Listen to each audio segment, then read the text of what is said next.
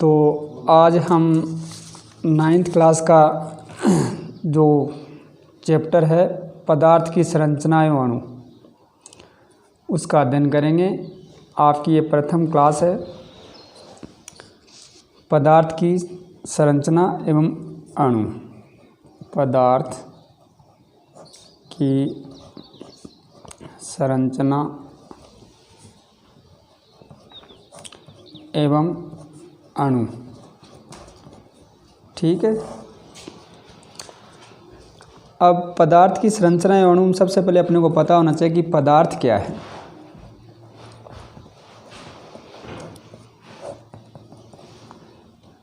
प्रत्येक वस्तु, कोई भी वस्तु जो स्थान घेरती है, जिसमें द्रव्यमान होता है एवं जिसे 5 ज्ञानेंद्रियों द्वारा क्या है महसूस किया जा सकता है, वह द्रव्य या पदार्थ कहलाता है। कोई भी वस्तु जो स्थान घेरती है, जिसमें द्रव्यमान होता है और हमारी 5 ज्ञानेंद्रियाँ जो भी हैं, आँख, कान, नाक, त्वचा, उनके द्वारा हम क्या है महसूस कर सकते हैं, वह क्या है द्रव्य या पदार्थ।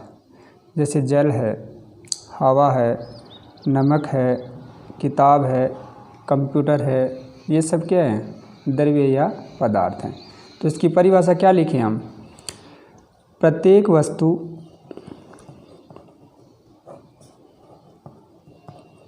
वस्तु जो स्थान घेरती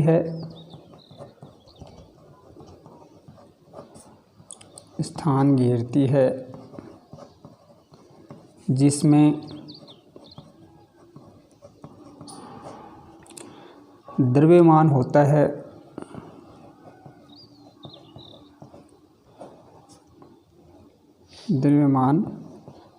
है एवं जिसे 5 ज्ञानेंद्रियों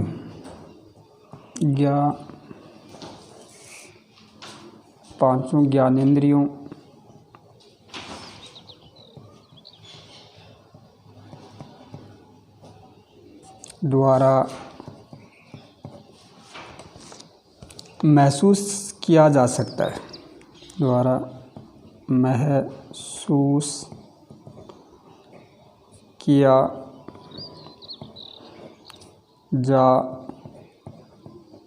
सकता है,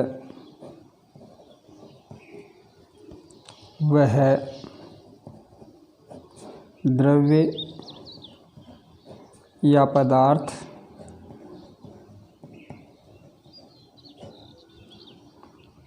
कहलाता है।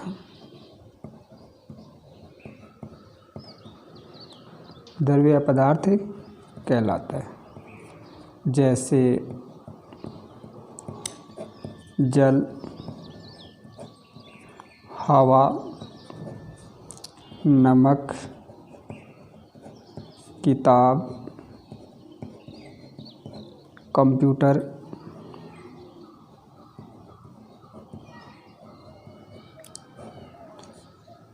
आदि, ये सब क्या है पदार्थ या द्रव्य। अब द्रव्य जो है, इसके गुण क्या होते हैं, क्या क्या गुण धर्म है इसके? द्रव्य के गुण धर्म,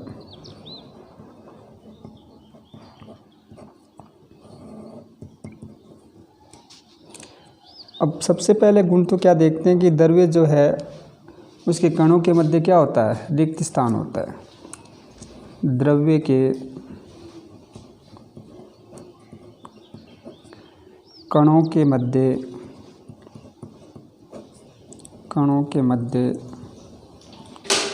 रिक्त स्थान होता है,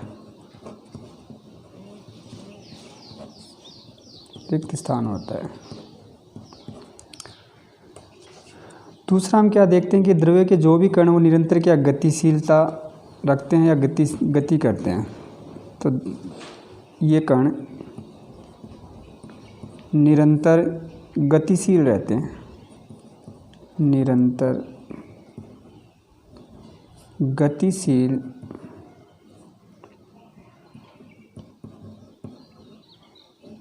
रहते हैं।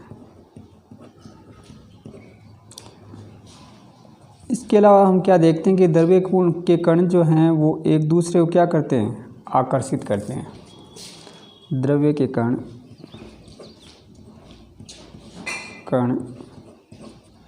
एक दूसरे को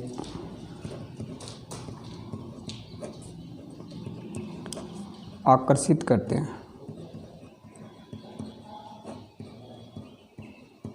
ये द्रव्य के क्या होते हैं, गुण होते हैं। तो द्रव्य किसे कहते हैं, द्रव्य के गुण धर्म क्या हैं, गुण समझ में आ गए ना। कणों के मध्य रिक्त स्थान होता है, निरंतर गतिशील होते हैं, एक दूसरे को द्रव्य के कण क्या करते हैं, आकर्षित करते हैं। अब इसके बाद में देखते हैं कि द्रव्य जो है वो कितने प्रकार का होता है। अब द्रव्य का प्रकार जो है वो उसमें उपस्थित अवयवों के आधार पर ही हम कर सकते हैं। कितने भागों में बांटेंगे, 2 भागों में। तो द्रव्य के प्रकार, द्रव्य के प्रकार, द्रव्य में उपस्थित अवयवों के आधार पर, अवयवों के आधार पर इन्हें 2 भागों में विभक्त किया गया है। विभक्त किया गया है।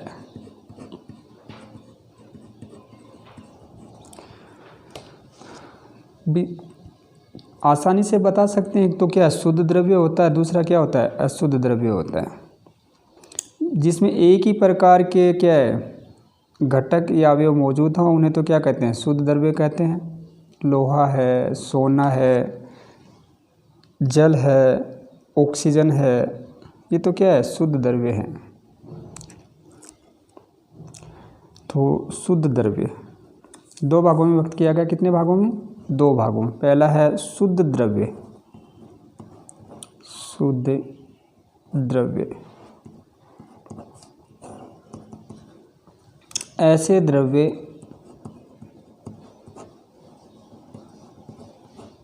जिनमें एक ही प्रकार के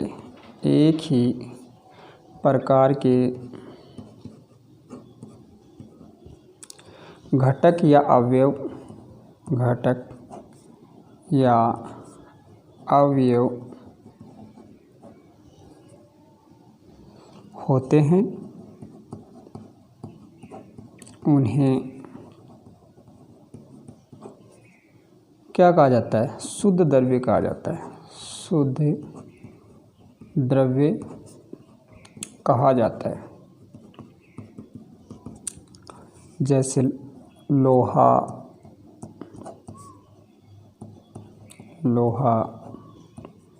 जल, सोना धातु है, ऑक्सीजन गैस है, इसे हम प्राणवायु भी बोलते हैं, आदि। समझ में आया। अब उसके बाद में देखते हैं कि आगे अशुद्ध द्रव्य। अशुद्ध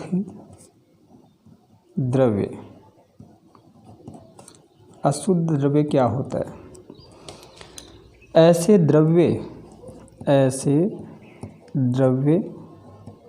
जिनमें क्या होता है, एक से अधिक घटक या अवयव, एक से अधिक भी हो सकते हैं, जिनमें एक से अधिक, भाई एक है तो शुद्ध है ही, एक से अधिक होंगे तभी तो क्या होगा, अशुद्ध होगा।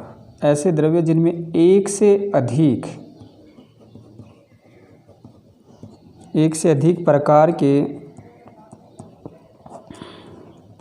के घटक या अवयव होते हैं, घटक या अवयव होते हैं, उन्हें अशुद्ध द्रव्य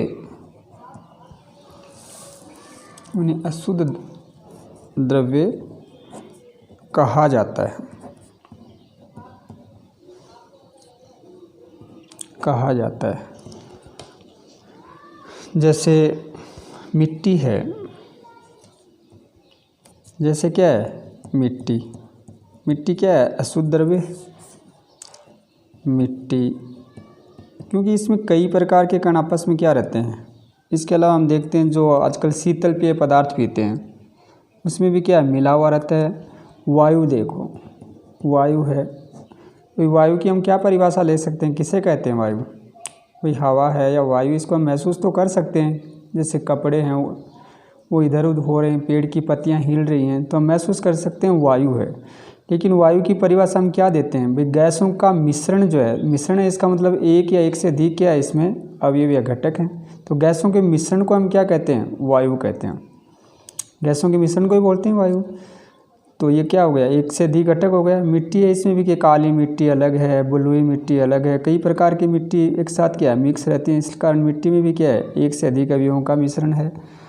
फिर उसके बाद में हम क्या देखते हैं, जो शीतल पेय पदार्थ हैं, शीतल पेय, ये सब क्या है अशुद्ध द्रव्य। अरे घर में इस समय हम नींबू बनाते हैं, उसमें भी क्या है कई घटक मिलाते हैं, शर्करा अलग है, जल अलग है, इसके अलावा क्या है जो अम्ल है नींबू वो अलग है, तो वो क्या हो गया एक से अधिक घटक हो गए। इसके बाद में इसकी अवस्थाएं, द्रव्य की क्या है अवस्थाएं कौन कौन सी, द्रव्य की अवस्थाएं। अब अवस्थाएं कौन कौन सी होती हैं, सीधी सी बात है, सबको पता है कि ठोस भी होता है द्रव्य, गैस भी होती है। तो गैस, द्रव्य और ठोस तीन अवस्थाओं में, भौतिक अवस्थाओं के आधार पर, भौतिक की अवस्थाओं के आधार पर, अवस्थाओं के आधार पर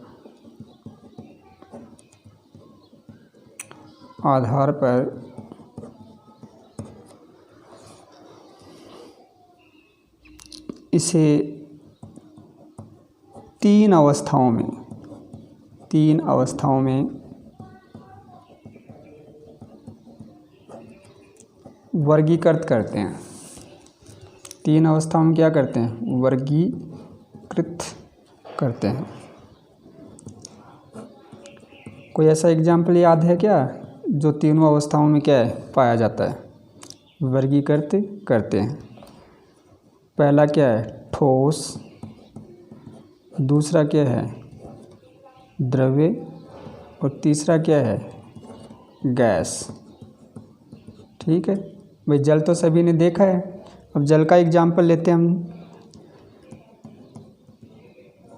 जैसे H2O है, जल है। अगर गैस अवस्था में है तो